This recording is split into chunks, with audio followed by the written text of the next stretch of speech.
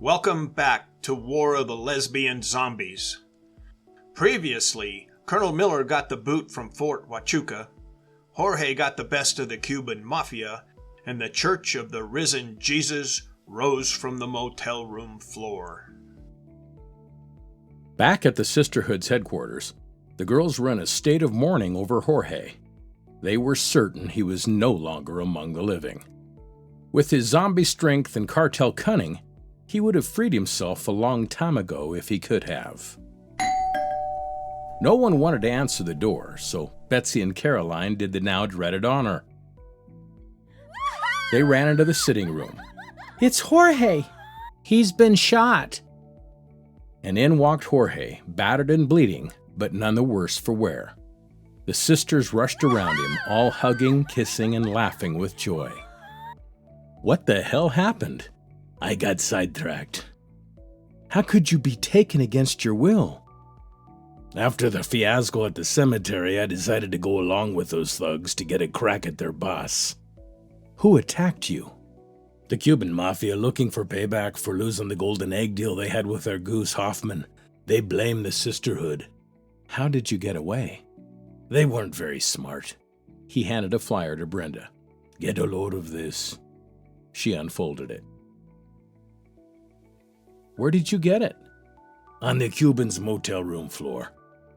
Could be they're using the church as cover. Jackie looked over Brenda's shoulder. Or maybe they simply went to church there. Cubans are very religious.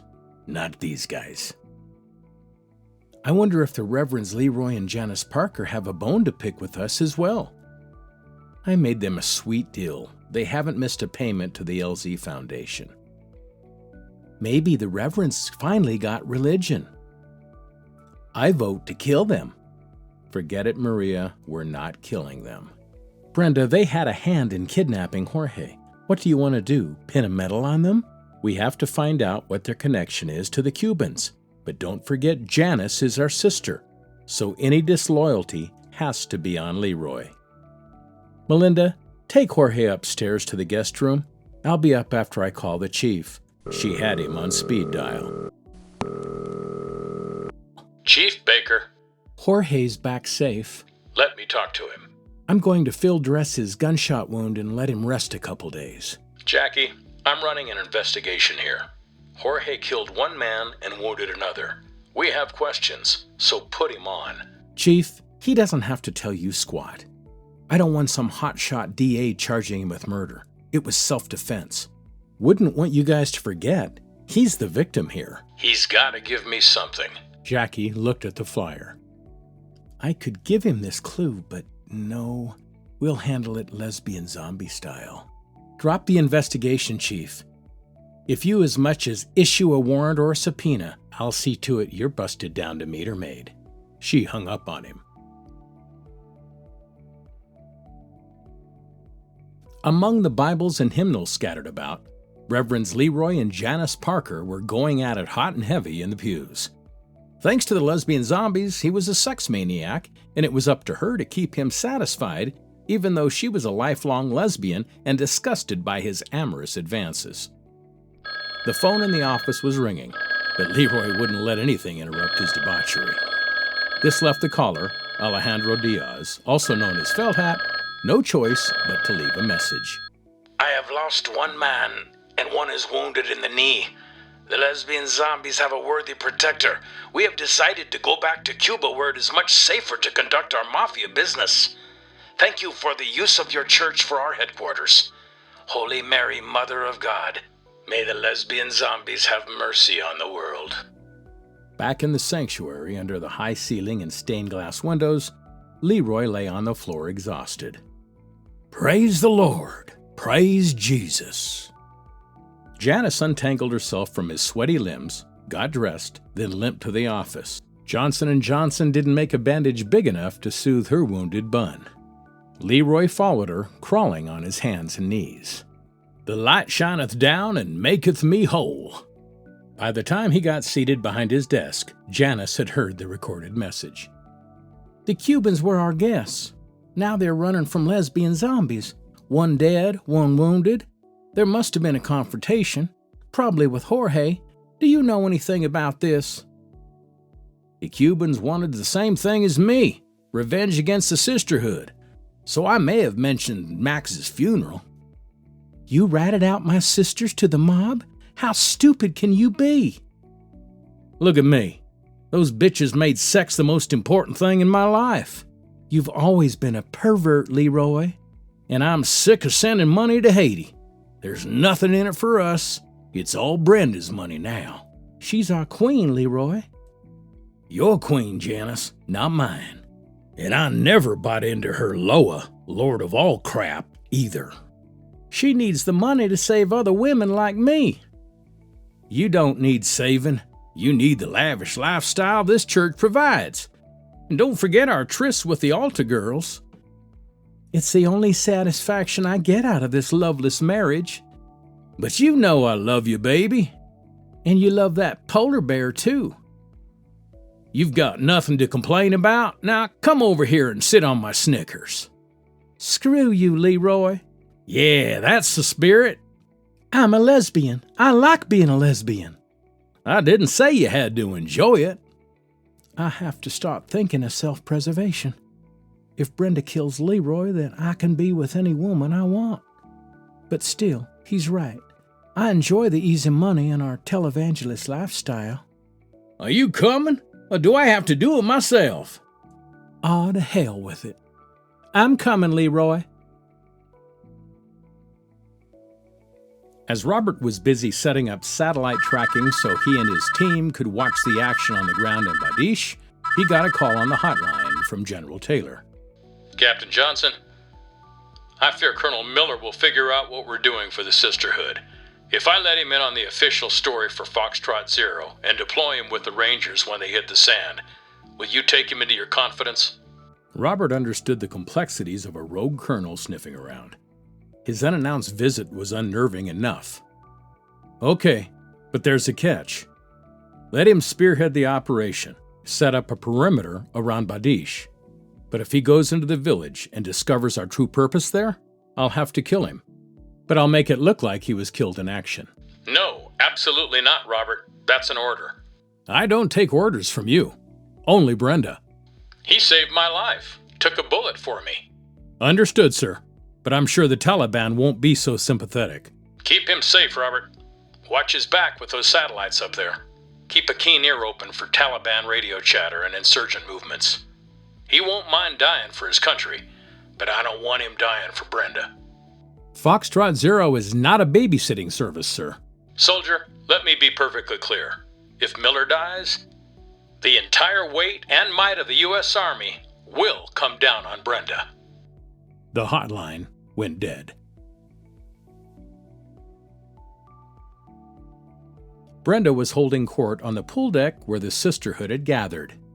Jackie and I have decided we'll have Black Friday 2 after we come back from Pakistan. What's in Pakistan? Justice for Jasmine. Officially, we're going to take out a terrorist, Muhammad Abdullah Abadi. He's the local imam who calls the faithful to prayer 5 times a day between stonings and beheadings. We're going to clear his schedule for him. Let me kill him.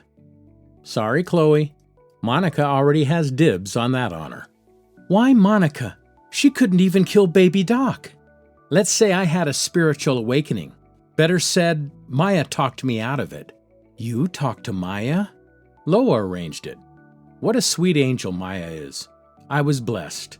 So I will let Paris deal with baby Doc. Come on, Monica. You've never killed anyone. I hadn't known her 5 minutes before she blew a would-be rapist's head off with a shotgun.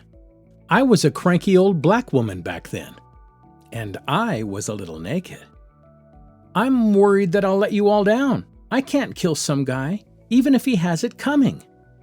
You're a lesbian zombie now, in a heartbeat, without hesitation. You'll kill to protect the ones you love, especially Betsy.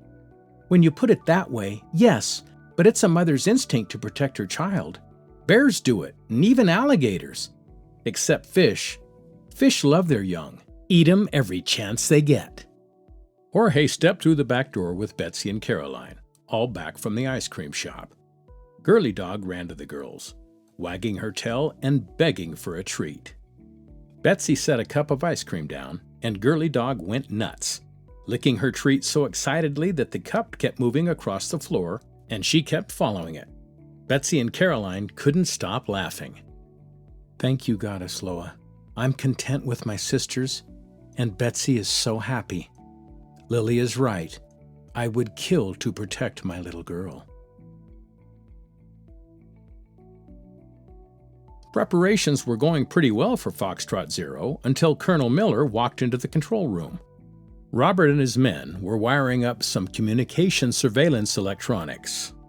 Attention all ranks, officer in the building. They'd been briefed about the colonel's return. Robert approached Miller. Welcome aboard, sir. So you're Captain Robert Johnson. General Taylor told me about you. You're not in the Army anymore, yet here you are in charge of this Army operation. And these Army Rangers are working for you. Took some heavy sway to swing that, don't you think? Let's get off on the right foot this time. I'm sure you understand the need for tight security. Army scuttlebutt travels at the speed of light, my boy. 6 Rangers pulled from their ranks and sent to this shithole? Hard to keep that a secret. So I'm of the opinion your tight security sucks. General Taylor is in charge of security. I suggest you take your concerns to him. Me and my men need to get back to work. Captain, I'm not going to dress you down this time, but in the future, you will show me some respect. We'll get along just fine. Shall I remind the colonel you're not in command here? Keep your sights on the security of your team going into Pakistan. Yeah, I'll do that. His military glare could have cut steel. As you were, men. I want a complete briefing on the status of your operational readiness in 1 hour. He looked around the control center. Boxes on boxes, crates on crates, dust on dust. And somebody better clean up this shithole. Colonel Miller left the building. What is that prick doing here, Captain? He needs babysitting. We're stuck with him, boys, so we better get used to it. Jerry Henderson, Betsy's biological father and deadbeat dad, had been desperately searching for his daughter since the special ed school told him she was no longer enrolled, she was no longer autistic. It was a miracle. Now he could walk with her, play airplane with her, go to the beach with her. He could be a normal dad to a normal little girl. It was the strangest thing how he'd found her. A sudden urge for ice cream sent him to Dairy Queen. That's where he saw Betsy with another little girl, running and laughing, normal as could be. He would have approached her then, snatched her up, and driven off. But an adult was with them, a brick of a man. He drove them away in a limo, so Jerry followed them to this remote estate overlooking the Sound. He parked in a beach view area, backed in so he faced the estate. From a quarter mile away, he scanned the manicured grounds with binoculars, the ritzy mansion, curved drive, and elaborate greenhouse. What is she doing in a place like this? Had Jill married into money? He spied on the girls playing in the yard.